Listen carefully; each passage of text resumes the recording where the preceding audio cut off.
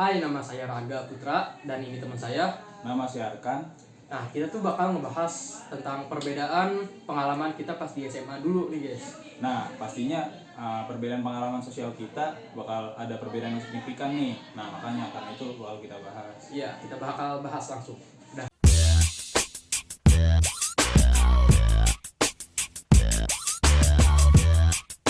Oke, saya duluan yang akan bercerita tentang pengalaman sosial saya semasa SMA. Nah, dimulai dari awal-awal masuk SMA nih. Saya tuh dulu tuh merasa agak takut dan segan untuk berkenalan dengan orang baru.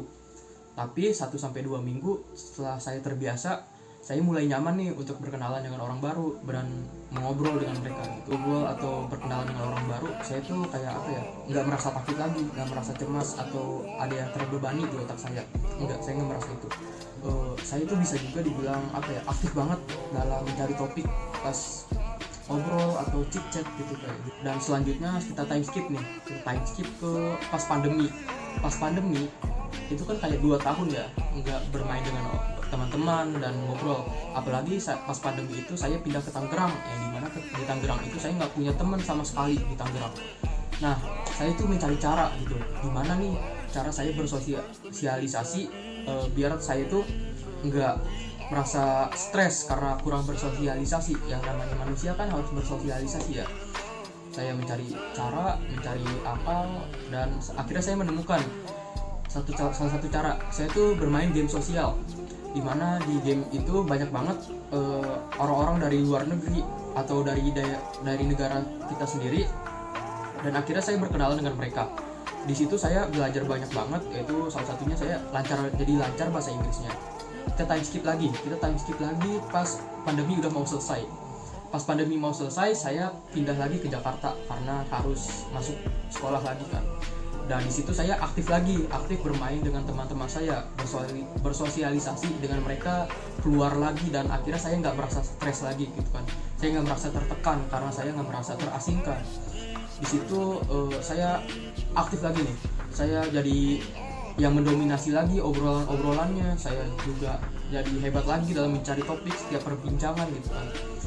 Sebenarnya saya pas SMA sama yang sekarang itu nggak terlalu beda. Saya masih sering banget ngomong, saya masih bisa dibilang cerewet dan sebagainya.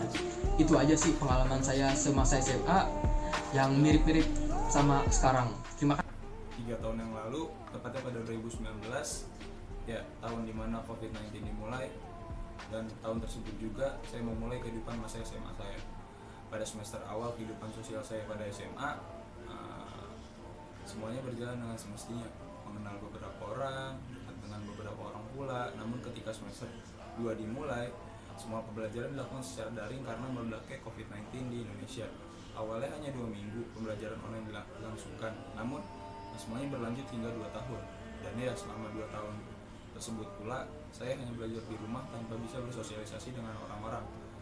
Terbatas hanya pada orang-orang yang telah saya kenal sebelum masa pandemi, dan itu pun hanya melalui platform online. Dan 2 tahun berlalu, kini saya berada pada penghujung masa SMA saya. Semester terakhir kembali menjadi offline dengan protokol kesehatan, dan ya ketika itu dimulai, saya hampir tidak mempunyai teman sama sekali di kelas saya.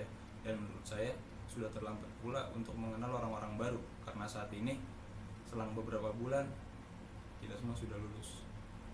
Nah, dari apa yang dibahas tadi, kita bisa tahu kalau misalnya Raga tergolong ke orang yang ekstrovert. Kenapa? Karena dia aktif untuk bersosialisasi sama orang-orang di sekitarnya. Nah, kalau Arkan ini kira-kira masuk kemana nih? Apakah ekstrovert, introvert, atau antisosial? Tapi kalau dilihat-lihat, Arkan ini keterbalikannya banget nggak sih dari ekstrovert, dimana Arkan ini nggak terlalu aktif dan nggak terlalu mau banget berbicara dengan orang lain. Kira-kira introvert atau antisosial ya guys? Nah, kalau menurut kami itu masuk ke introvert ya guys ya. Kenapa?